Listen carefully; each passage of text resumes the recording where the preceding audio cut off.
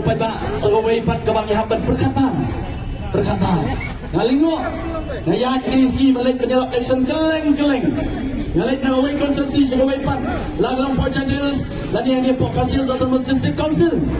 habang hando upat ba ngalingo na margantang atli ki konsensi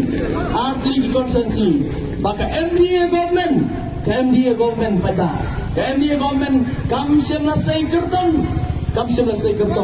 kata kadai kanom krem konsensi baka molai konsensi pada kam siam na say kertong himla padan UNPP kandidat pamolai himla padan UDP kandidat pamolai himla padan UNPP kandidat panong krem himla palang UDP kandidat apo nong krem pada balai marka MDA kelas 1 ke MDA kelas 1 bau nong molai baru nong krem utip ke NPP baru utip ke UDP ila dapat dikentak pada ya ke NPP bat ya ke UDP nang ni dapat molai dia mata dapat pada ke MDA kau dulu kau kita ki parlok ki joki kita ki kertong ki joki nak ini ki artli ki konsensi menomba menai pong nak uniform NPP lani UDP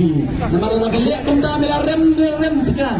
dia mata lagi orang tu superbit yo kumnu harus kena mulai temlong sa lo kerem temlong ta yo kumnu upat ba na mulai udah biye upat ba na mulai udah biye lai chi pekemau nei ba ong mana lai kedua iwi long kemi hang ni po mulai amai kedua ngai long kemi ni long kemi yung kita arut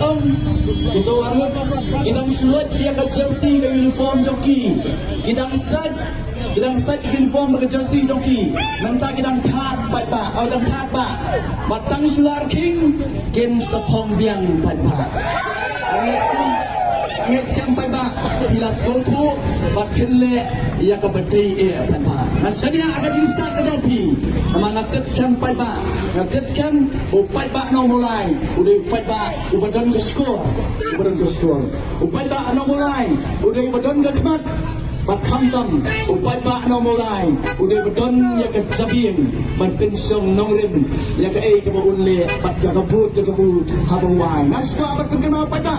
ke voice of the people party na do basdang abagawan ng pwede kam kendi yung pwede ngalaong na do basdang nasyanya agad yung start ka jong nong mulai mangalaong ba upay ba nong mulai abang iwan upay ba nong mulai ngem siyem lawan man kenya pi kung gimar kimata berkinyot pwede